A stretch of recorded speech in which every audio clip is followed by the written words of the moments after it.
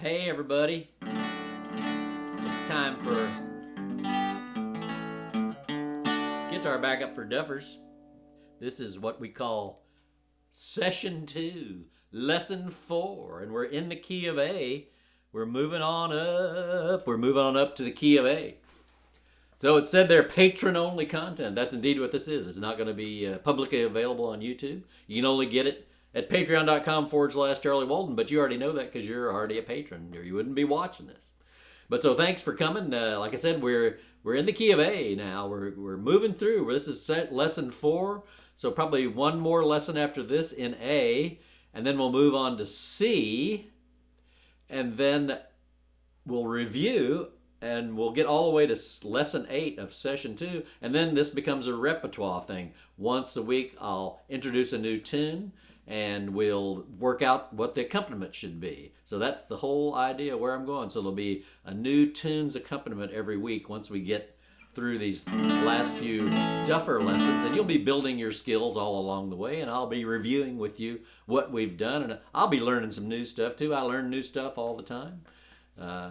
One of our new patrons, Kent, has been pointing out some my music had some mistakes, so I'm going to put up a new version of Westphalia Waltz in the Duffer folder. That I've been using that transcription for years and years, and I didn't catch it, of course, because I made the transcription, but tons of other people, 100 other people at least, have probably used that, and no telling how many others have downloaded it, used it in workshops, but nobody ever caught it. So thanks, man. I'm sending you some swag.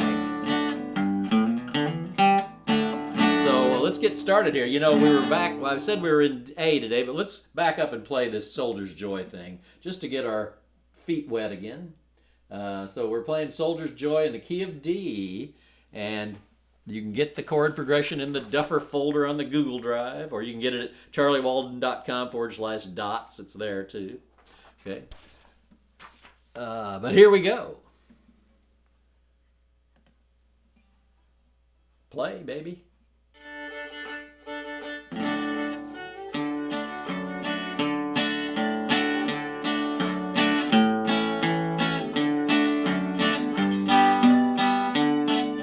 Sorry.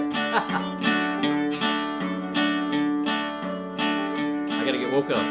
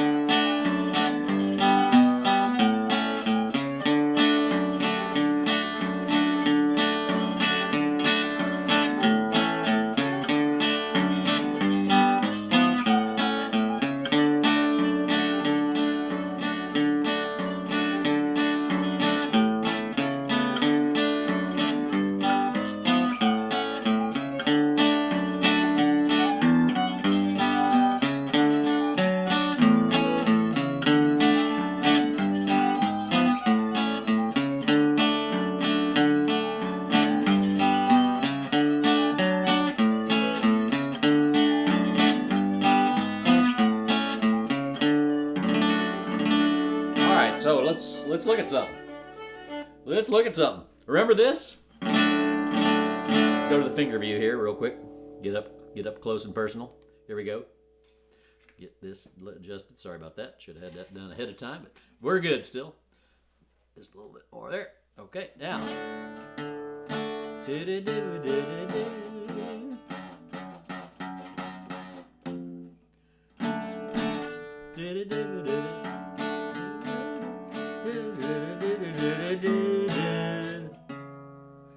So I'm doing two things I like to do in D. I like to put my thumb over here and play. Hang on, I'm a little out of tune there. Far down. No, it sounds all right. All right. So, you know, it's a little harder on this wide neck guitar. This arch top's got a wider neck. So, but I still can get that guy. A, C sharp bass, D, F sharp, G, B, B on on the A string, and then A, E. Now what can I do? I can go A, I can do that, A, E, or A, E, or A, C sharp, D. That's what I like. I love the passing tones, the leading tones.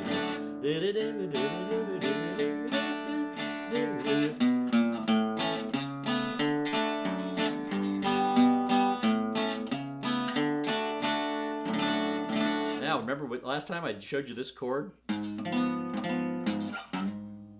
Second finger on the 4th fret of the E string. First finger on the 3rd fret of the D string. First finger on the 3rd fret of the D string, and then 3rd finger on the 4th fret of the G string. And I'm not really playing the A, and that's kind of getting thumped. And I'm not really playing these guys down here, but actually that note works because that's just the same as that note. But you could finger that, but let's just not. Let's just use these three, the Django style thing. Okay, so it's. So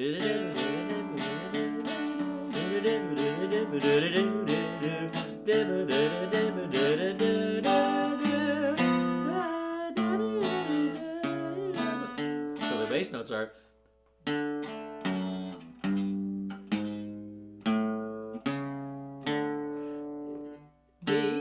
F sharp, G, G sharp, A, C sharp, D. Remember, have you memorized the notes, by the way, all the way up to the 5th fret? We really need to be doing that. In fact, I'm going to challenge it. Take a challenge. Take a challenge for me right now. Let's know all the notes up to the 7th fret on these first 3 strings by the time next week rolls along. How about it? What do you say? Because then I'm gonna challenge you even more at some point to learn all the notes on the fingerboard. Just be able to stick your finger down and go, whoa. That's a D. I mean, that's a G. Sorry. So we want to be able to know all the notes on the fingerboard because we're going to start making chords and constructing chords as we go along, especially when we're doing repertoire and we're playing fancy waltzes. We want to use a lot of fancy chords. All right, so let's move on from there. I wanted to show you one more thing that I teased you with last time.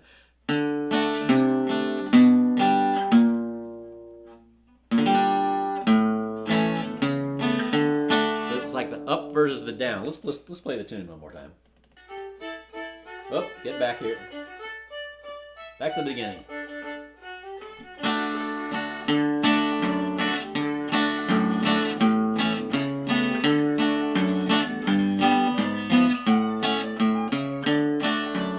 That's what I call going up. Progression. Now we're going to go to the down thing.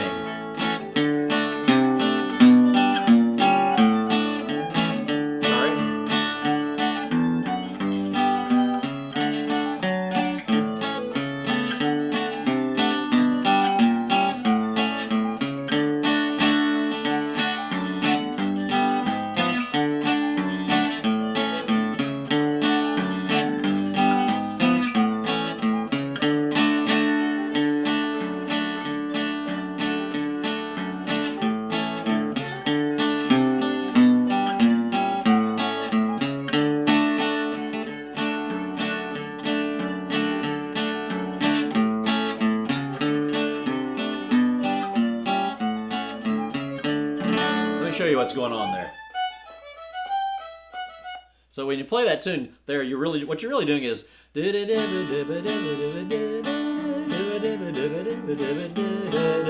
so we're going from the next chord after this D is a G, right? That's the 4 chord. 1 chord D, 4 notes up, G, the 4 chord. Almost every time you want to go to the 4 chord from the 1 chord, you can get away with playing the 7 chord of the 1-7, in this case D7. That's a leading thing. It's just, I'm not a music theorist, but in Western music, that's a good thing to do when you're going from the 1 chord to the 4 chord. And if you're in an ensemble, a group of people playing, jamming or whatever, and if you go, there's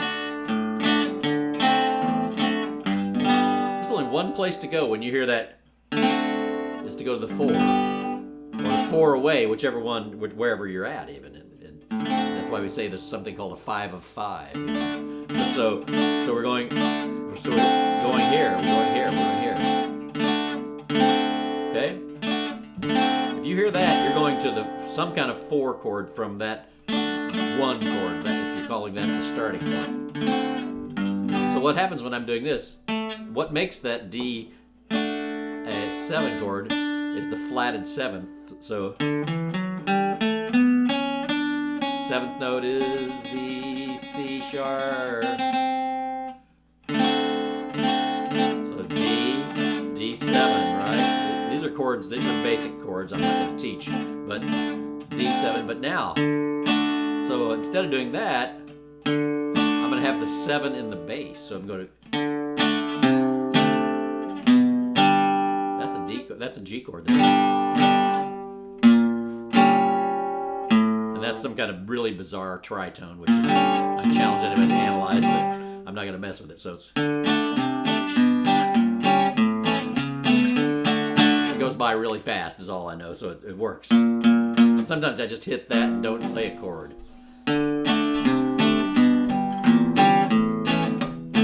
Sorry, my aim is not good on this arch top. I haven't played it in a long time. I wanted to get it out and show it to you, show it off. So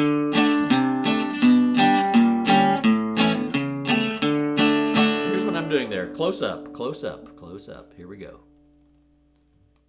Okay, so D, then C in the bass. So what I do is I pick this finger up that's on the F sharp on the E string, and I put it right over here on the 3rd fret.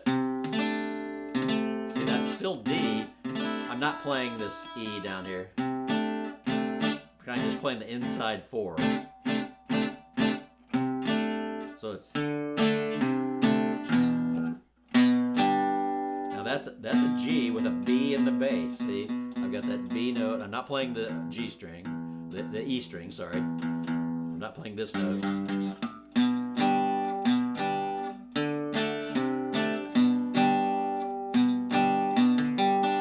That's a G chord, folks.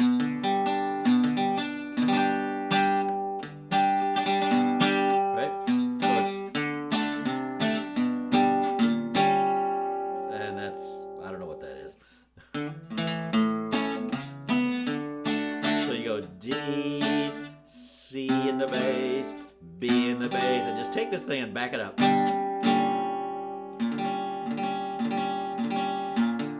It's some kind of half diminished chord, I think. I don't care what it is. I've never analyzed it, don't want to. Don't want to know.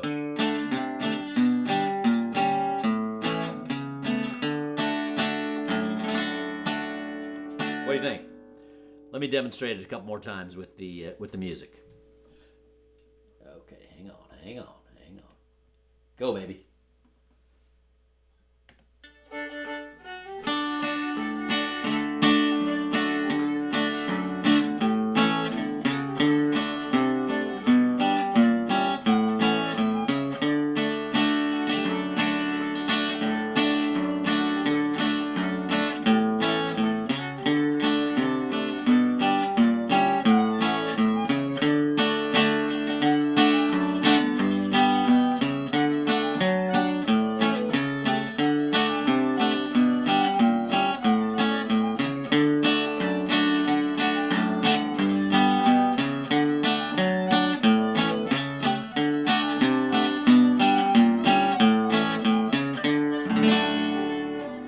Enough of that.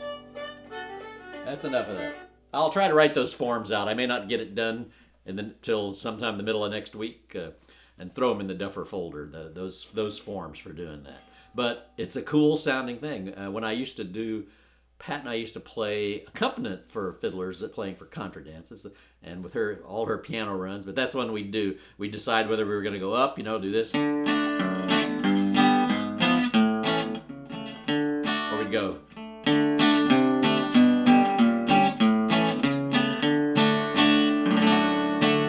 Works good. All right, let's move on to A. Remember we were playing the 100 Pipers Jig. 100 Pipers Jig. It's right here. Here you can see the dots. You should be able to get those dots and then the chords as well. But it's pretty straightforward. A, D, D, D, A, E7, A, D, E7, A. It's kind of the same thing on both parts, so that makes it good. So what we're working on now, though, right, is we're working on the right hand. We're working on the right hand because that's the thing with the.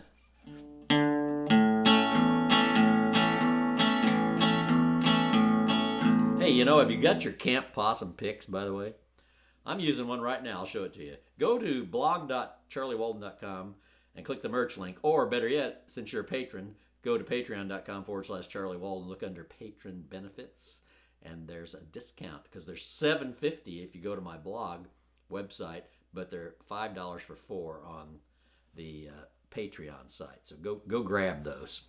They're really cool. Look, they got the possum on there, on the little dancing, fiddling possum, and some stars, and then our signature motto: "No pants, no problem." Everybody needs a pandemic motto. That's the motto of the pandemic with everybody on Zoom and online. No pants, no problem, baby. Let's play the 100 Pipers Jig. Here we go. Oh, it starts an A. Turn it up a little bit. I got it pretty slow here. You can, once you get better at it, you can take the audio file and speed it up.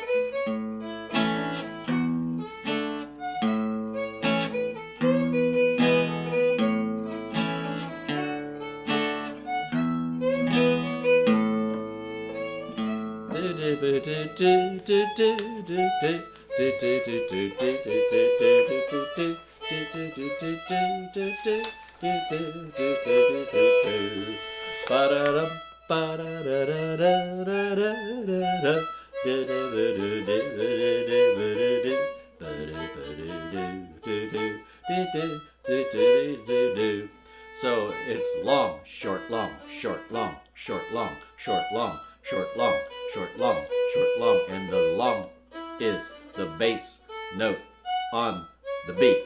2 of them per bar, and then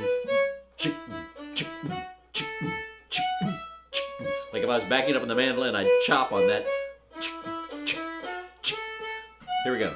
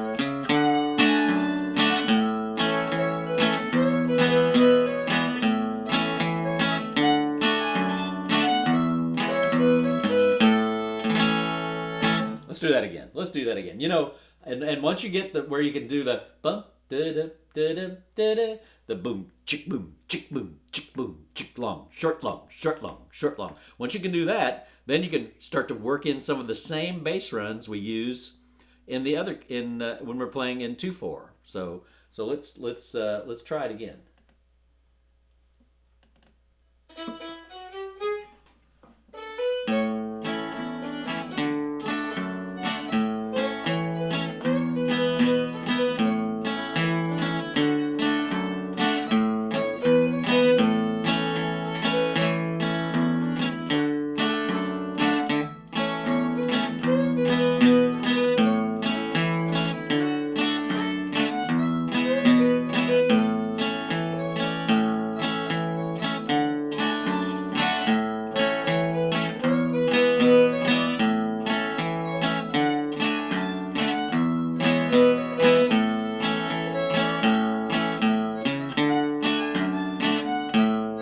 friends.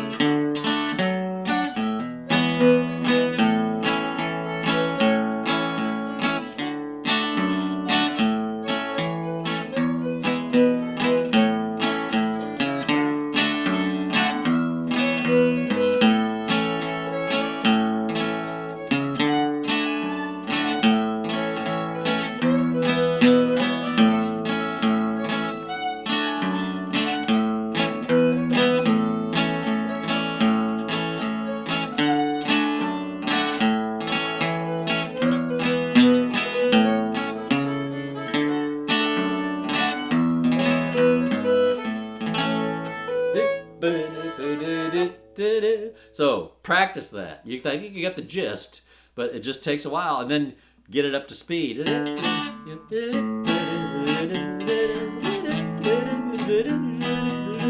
Helps to play very lightly with the right hand too on that chop, on that alternate part, because a jig is a light. It has a lot of lift, you know. So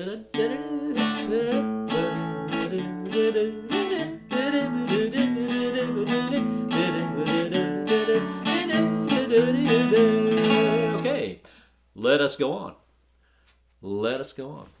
Boil the cabbage down. We're going to do a hoedown now. This is an old saw I've played many years. It's a very cliched kind of hoedown fiddle tune, but it's nice because it allows us in A to do a lot of the stuff we were doing in the other in D, the runs and various things like that, the passing notes and all that. So let's get down though. First, we're going to play this A, right? Then we got this D. That's this A, and it calls for A7. You know, whenever I call for A7, you can just play, excuse me, E7. You can just play regular E2. I don't really care. Sometimes I alternate between them. Okay, so here's how I make my A7, my E7, sorry. Just run quick look up close here. So here's E. So I just pick this finger up. I usually don't put, you can put the D down here, but that's overkill, I think. Since it's mostly been missed in these notes. And, you know, it's optional. It's optional, but I always put it there because technically the dominant chord is what you're really called for, but sometimes it doesn't always work, you know. You just listen when you play with other people and see if they like it, if you like it. Or just mess around and do it, you know, do it sometimes and not other times. All right, let's see if we can find the Boil the Cabbage down. Here we go.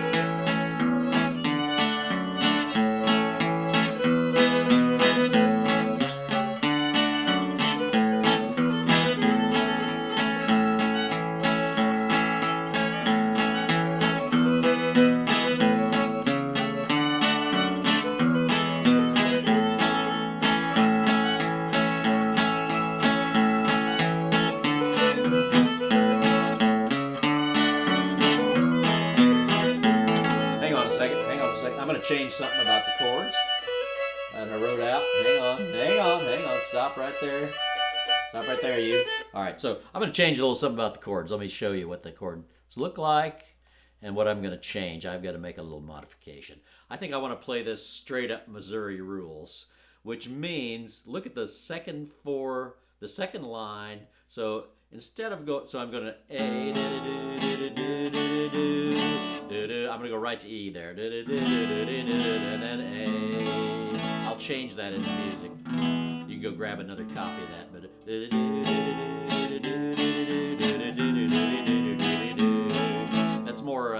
that's more Missouri rulesy than what I've got there. What I've got there actually does follow the melody better, but that's not always what we're after. So we want to play the old-time accompaniment pattern, which we call the Missouri rules. And so that would call for just going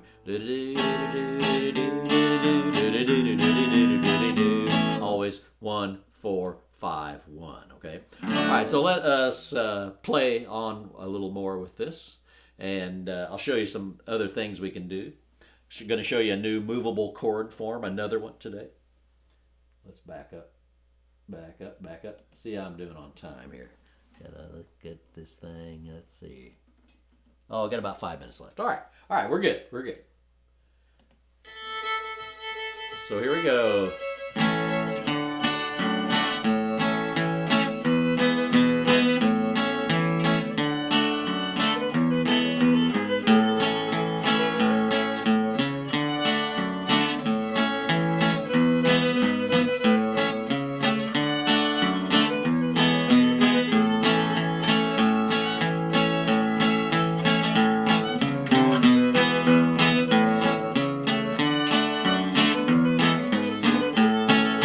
Stop right there.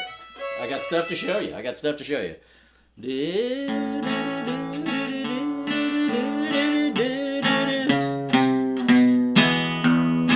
What I'm doing there, all right, let's go get up close and personal here. What I'm doing there is going, that's D, back to A, and then one lick of A, and then, so C sharp, C, B, so C sharp, C, B, chord, B, B, then play chord. That's what I mean, not play B chord, that's an E. B strum, E strum, okay.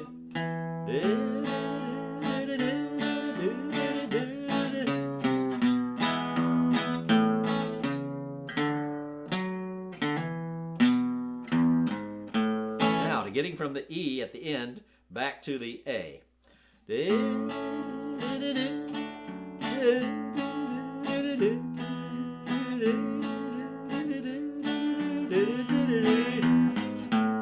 I totally lose. No chord is being played. I'm just playing bass notes.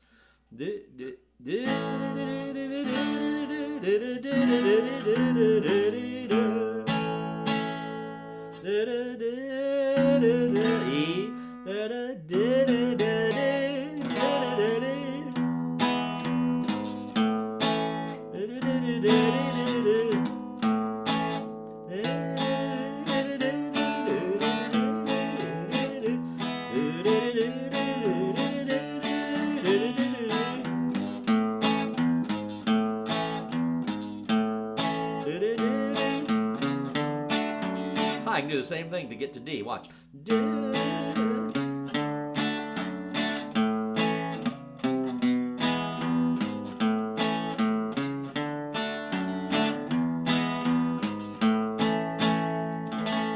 Play it slow.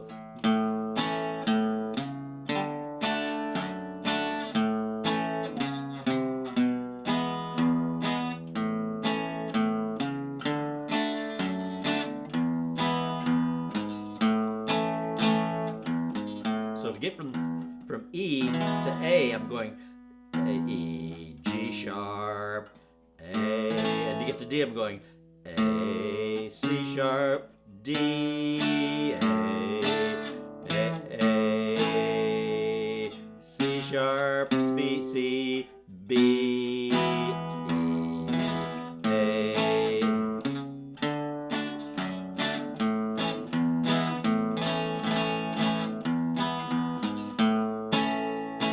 All right, mess with that some. So now one more thing. I want to give you one more movable chord form, and I'll tease you with it though. Now this one takes a little reach. Going to take a little practice to get down. And again, I had concern raised, justifiable concern, about the movable chord forms being a little too advanced, and I'm pushing you a little bit. So if you don't get the movable chord forms, everything else still applies, and eventually you'll get them.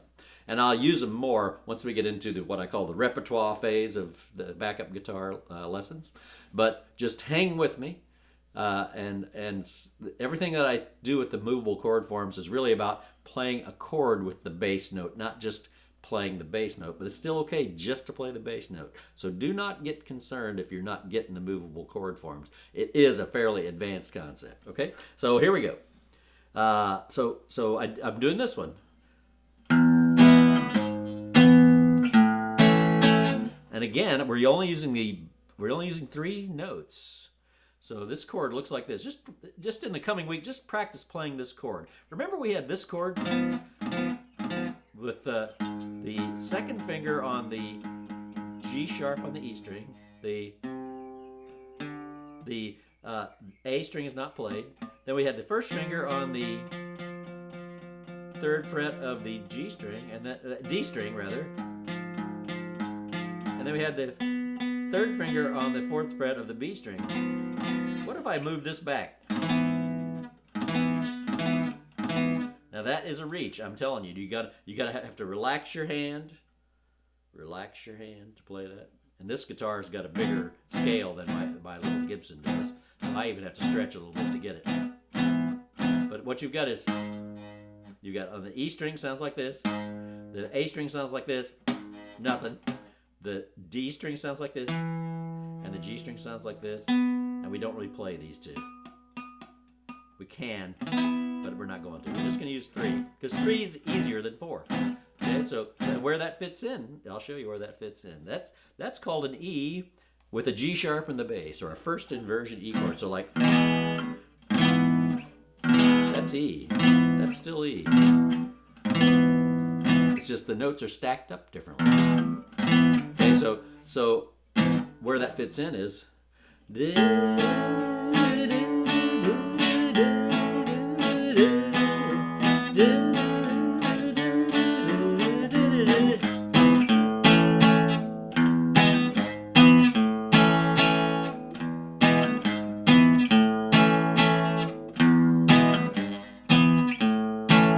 What you want to do is practice making this chord. Just play it over and over again. It's one of those kind of choky chords where you choke and release, choke and release, choke and release, choke and release. And then just sit here and go. From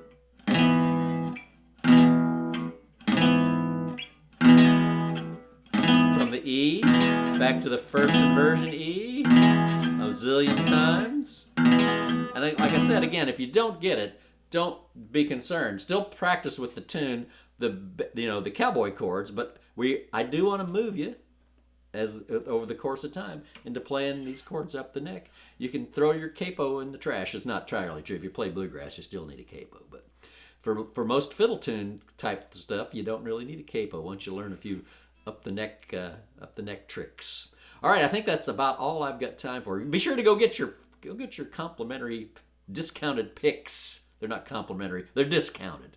But go get yourself some of these beautiful Camp Possum picks. I'll see you next time. Take it easy.